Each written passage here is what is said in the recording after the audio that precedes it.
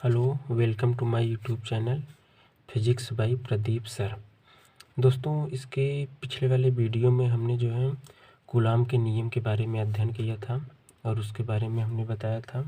आज जो है मेरा टॉपिक जो है वैद्युत क्षेत्र है, इलेक्ट्रिक फील्ड है। तो सबसे पहले हम इसका डिफिनीसन जानेंगे कि वैद्युत क्षेत्र होता क्या है।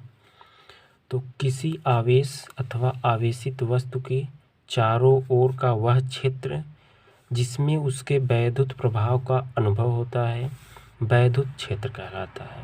जैसे हमारे पास कोई आवेश है तो उस या आवेशित कोई वस्तु हम लिए हैं तो उसके आसपास का एक ऐसा क्षेत्र होता है जिसमें हम उसके वैद्युत प्रभाव का अनुभव करते हैं अथवा उसका अध्ययन करते हैं। प्रभाव का जो है वैद्युत क्षेत्र कहलाता है। अब जो है इसके बाद क्या आता है वैद्युत बल। इसको जो है इंग्लिश में क्या कहते हैं, इलेक्ट्रिक फोर्स कहते हैं। इसका डिफिनीशन क्या है, प्रत्येक आवेश अथवा आवेशित वस्तु अपने आसपास रखे अन्य वस्तुओं पर एक बल लगाता है जिसे जो है क्या कहते हैं, वैद्युत बल कहते हैं। इसको इंग्लिश में क्या कहते हैं, इलेक्ट्रिक फोर्स कहते हैं। इसके बाद हमारा जो है नया हेडिंग है स्रोत आवेश। स्रोत आवेश को इंग्लिश में चार्ज कहते हैं। इसका डिफिनीशन क्या होता है, वह आवेश जिसके द्वारा उत्पन्न वैद्युत क्षेत्र का अध्ययन किया जाता है स्रोत आवेश कहलाता है। कह रहे हैं कि ऐसा आवेश होना चाहिए जिसके द्वारा हम वैद्युत क्षेत्र का अध्ययन करें तो उस आवेश को क्या कहा जाता है, स्रोत आवेश कहा जाता है। अब इसके बाद आता है नया जो है डिफिनीशन है परीक्षण आवेश। परीक्षण आवेश को इंग्लिश में क्या कहा जाता है, टेस्ट चार्ज कहा जाता है।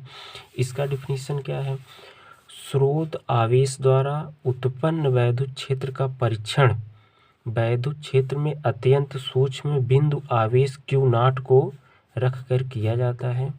इस सूक्ष्म परीक्षण को ही हम परीक्षण आवेश कहते हैं। कह रहे हैं कि स्रोत आवेश द्वारा उत्पन्न वैद्युत क्षेत्र का परीक्षण वैद्युत क्षेत्र में एक अत्यंत सूक्ष्म बिंदु आवेश Q0 को रखकर किया जाता है और इसी सूक्ष्म आवेश को हम क्या कहते हैं, परीक्षण आवेश कहते हैं।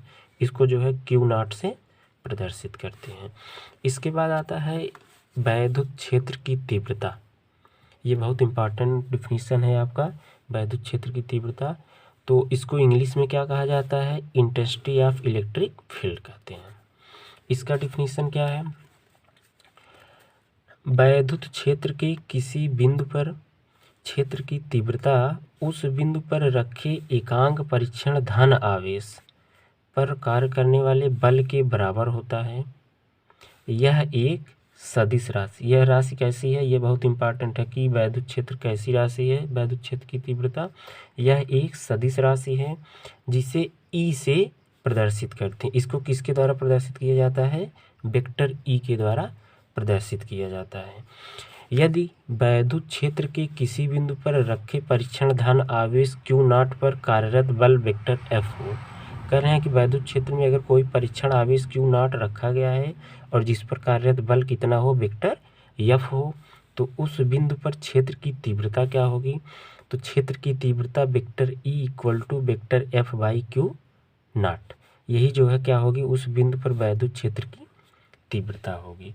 तो इस फार्मूले के आधार पर जो है हम इसका एक डिफिनीशन और भी दे सकते हैं कि वैद्युत क्षेत्र के किसी बिंदु पर वैद्युत क्षेत्र की तीव्रता जो होती है किसी परीक्षण आवेश द्वारा किसी आवेशित वस्तु पर कार्य करने वाले वैद्युत बल तथा उस परीक्षण आवेश Q0 के अनुपात को हम क्या कहते हैं, वैद्युत क्षेत्र की तीव्रता कहते हैं।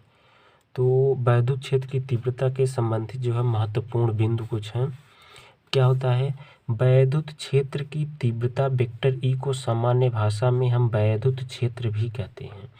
वैद्युत क्षेत्र की तीव्रता को सामान्य भाषा में क्या कहते हैं, वैद्युत क्षेत्र कहते हैं। दूसरी चीज़ क्या है कि इस वैद्युत क्षेत्र की तीव्रता का एसआई मात्रक क्या होगा, तो हमने इसके पहले एक फार्मूला आपको बताया था vector E equal to F by Q0। यहाँ से अगर हम निकालेंगे तो F का मात्रक क्या हो जाएगा, न्यूटन, और Q0 का मात्रक हो जाएगा कूलाम। तो इसका एसआई मात्रक न्यूटन प्रति कूलाम अथवा इसे वोल्ट मीटर भी कह सकते हैं। तो इसका एसआई मात्रक भी हो गया। अब इसके बाद आता है इसका बीमी सूत्र। बीमी सूत्र क्या है? तो इस फार्मूले से चलिए, vector E equal to vector F by Q naught. तो वेक्टर एफ का जो है बीमी सूत्र mL/-2 और आवेश का बीमी सूत्र क्या होता है? AT होता है।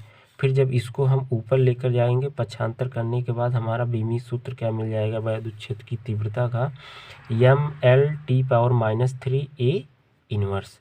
तो ये क्या हो जाएगा? वैद्युत क्षेत्र की तीव्रता का बीमी सूत्र हो जाता है। अब इसके बाद दूसरा पॉइंट क्या है?